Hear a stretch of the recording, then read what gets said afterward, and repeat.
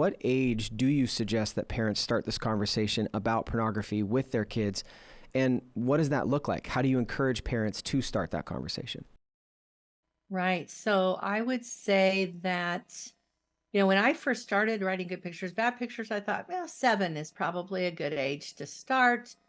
They're getting in, they're using devices and they're on their iPads and whatever. And then I had parents come to me and say, could you write a book for a 3-year-old? And it was honestly the first time a mom came up to me and asked me that. I was at a speaking event. It felt like someone like punched me in the gut. Like I honestly like took a breath.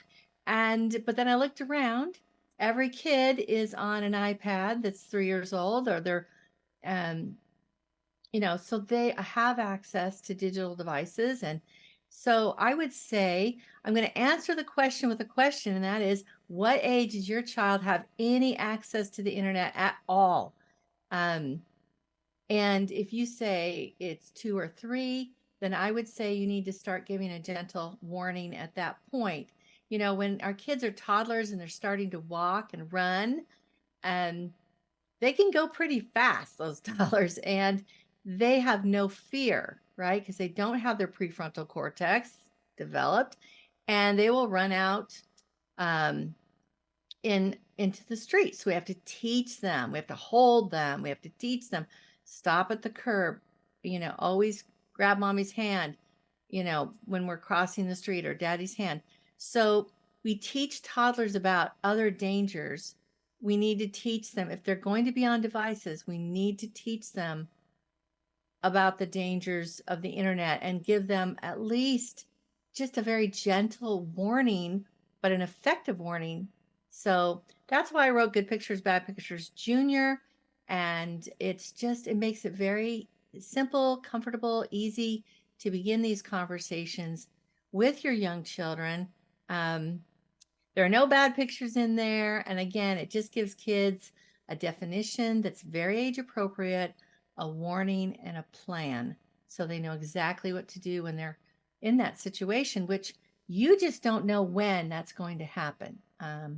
We all had crystal balls. Maybe this wouldn't be necessary, but we just don't.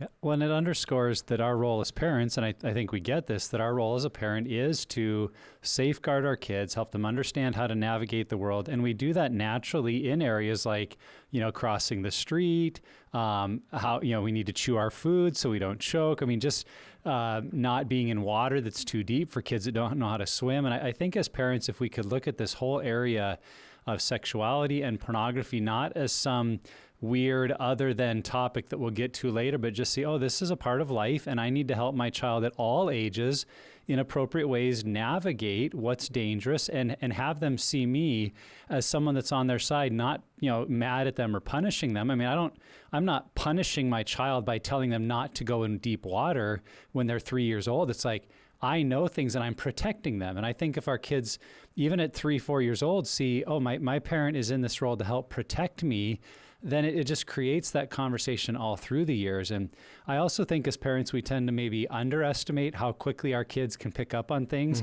A real quick story in our family: when my youngest son was 3 or 4 years old, we were on a family vacation, and we walked into this bathroom at a hotel that had all this kind of like all the fixtures were overlaid with gold or golden, and it looked really kind of shiny and bright.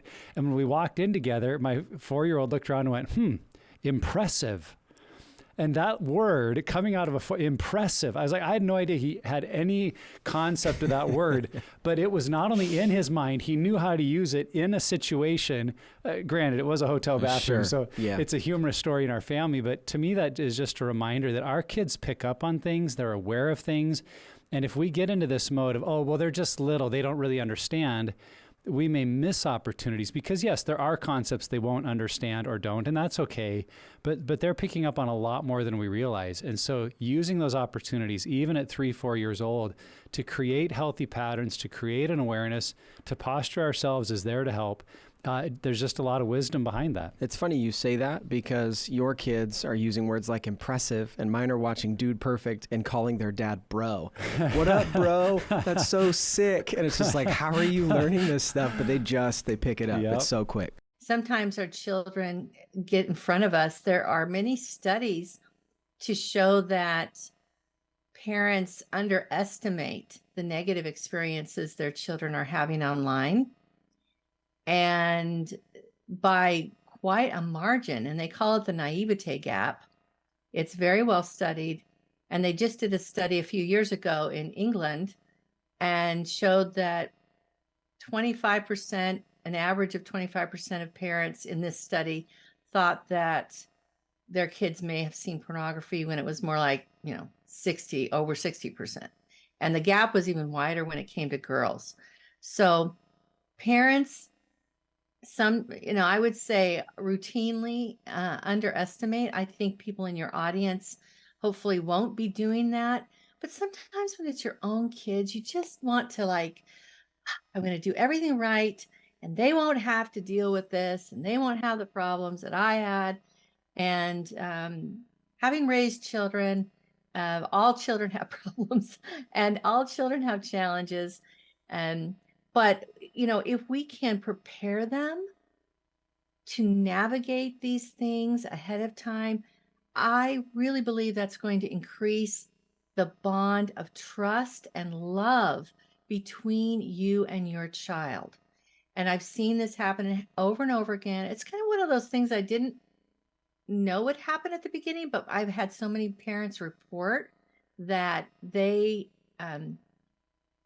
just, even when it happened and their child came to them and they were able to talk about it and kind of debrief and help that child. One of the things that we have in both books is a process that describes how to forget. I'm using air quotes, right? How to forget those bad pictures.